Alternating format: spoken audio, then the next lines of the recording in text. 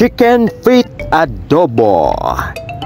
Ngayon mga kaibigan ay mag-aadobo naman tayo ng chicken feet.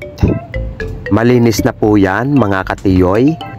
Ilagay na po natin yan sa ating kasirola at papakuluan lang natin yan ng ilang minuto. Tulad yan, kailangan haluin lang natin. At pagkatapos po nating mapakuluan ng ilang minuto mga kaibigan, isasali na po natin yan sa ating paglalagyan. So yan, naka-ready na po yan.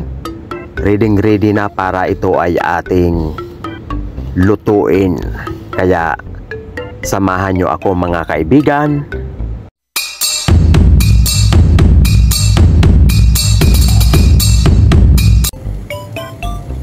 Eto na, naka-ready na mga kaibigan yung ating kasirola. Naglagay na po tayo ng mantika. Igigisa na po natin yung ating sibuyas. Meron din tayong bawang. At ilagay na rin natin yung ating luya.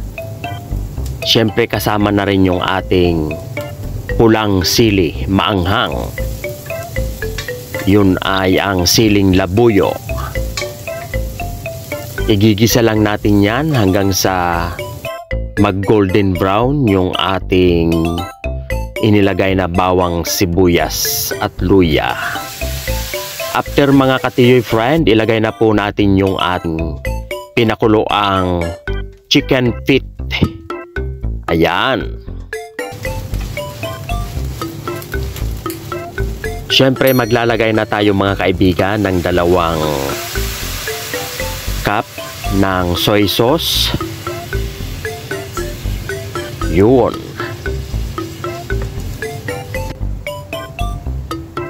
Sunod ay maglalagay na po tayo ng 2½ cup of water.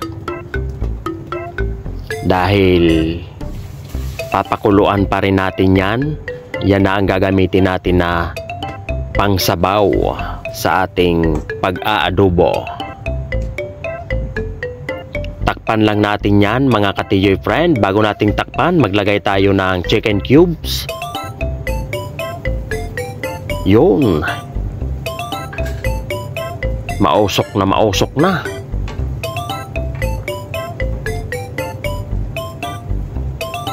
Masarap kapag meron itong kunting sabaw na natitira mga katiyoy friend para sa ating pagkain. Maglagay lang tayo ng brown sugar.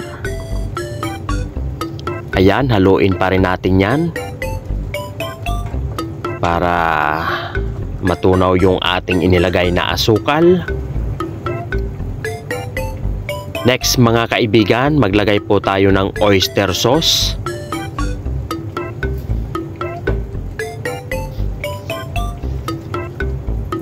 Siyempre meron din tayong lemon o kaya maglagay tayo ng kalamansi.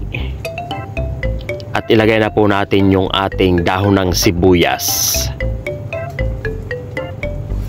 So ayan, yan lang po yung ating mga sangkap sa ating simpleng pagluluto ng chicken feet adobo.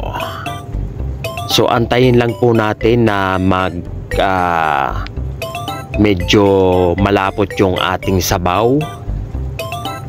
Mas masarap po yan mga katiyoy friend kapag yung sabaw ay malapot-lapot. Yun. Siguradong nagugutom na naman kayo mga kapatid. Mapaparami naman ang kain natin nito mga katiyoy friend.